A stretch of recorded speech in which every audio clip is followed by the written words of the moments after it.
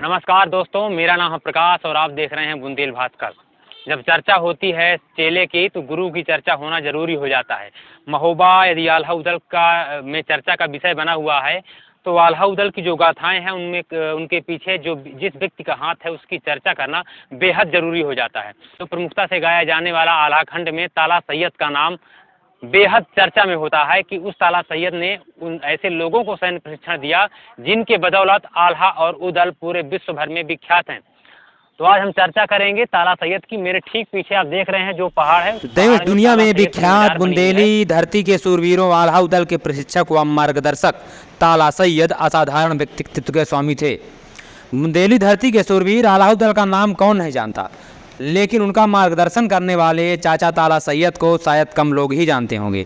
चाचा ताला के ही सैन्य संरक्षण में ही आल्हा उदल ने महारत हासिल की थी। चाचा हमेशा आल्हा उदल को अपनी संतान के समान मानते थे और स्नेह देते थे, तो वही दोनों वीर उन्हें पिता तुल्य मानते थे। चंदेल शासनकाल में सांप्रदायिक सौहार्द की ऐसी महक फिजाओं में बिखरी जो आज भी जीवंत है। सैन्य प्रशिक्षक रहे चाचा ताला सैयद की मजार आज भी कीरत सागर सरोवर तट पर बनी पहाड़ियों के ऊपर स्थित है। इतिहासकार डॉक्टर एल सी अनुरागी व तारा पाटकर कहते हैं कि चाचा ताला सैयद हवेली परगना जिला गोरखपुर के पास ग्राम ताली के रहने वाले थे। वह एक प्रतिभा संपन्न महापुरुष थे और बहुत वीर व विद्वान थे। उन्होंने महाराज बनारस के दरबार में उच्च पदों को सुशोभित किया, इसलिए आपको बनारस वाले भी कहा जाता था। बताया जाता है कि ताला सैयद किसी बात से नाराज होकर बनारस के राजा के यहाँ से कन्नौज के राजा के पास नौकरी करने के लिए जा रहे थे।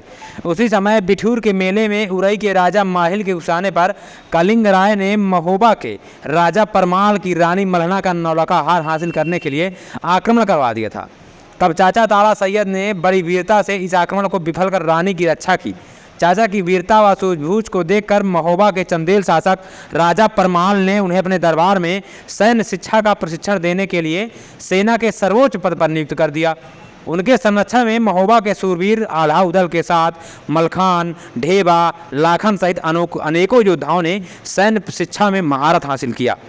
वीरभूमि महोबा पर जब संकट आया, आल्हा उदल ने चाचा का आशीर्वाद व आदेश लेकर दुश्मनों को घुटने टेकने पर मजबूर कर दिया और अपनी विजय का पताका लहराया। 836 साल पहले हुआ भुजरियों का युद्ध इसका जीता जागता उदाहरण है। पहाड़ी पर बनी उनकी मजार आज भी याद ताज़ा करती है।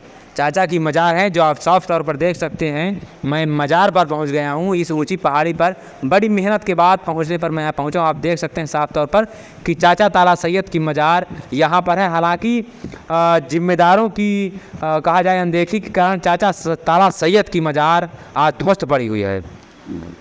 तो दोस्तों मेरे पीठ के पीछे दिख रही जो मजार है एकदम मेरे ठीक पीठ के पीछे जो दिखने वाली मजार चाचा ताला सैयद की है। ये वही ताला सैयद हैं जिन्होंने आल्हा और उदल को जैसे दो वीर पैदा किए, जिनके प्रशिक्षण के बाद आल्हा उदल ने इस तरह का रण कौशल दिखलाया कि उनके रण कौशल की चर्चा आज भी पूरे उत्तर प्रदेश कहा जाए कि उत्तर भारत के कोने कोने में होती है।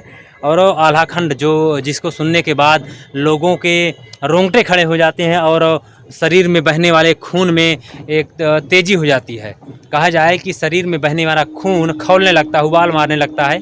तो चाचा ताला सैयद की मजार है। इसके आसपास यदि विकास की बात करें, एक चर्चित कहावत आपने सुनी होगी कि मंजिल बनाने वाले का नहीं, मंजिल पाने वाले का नाम होता है।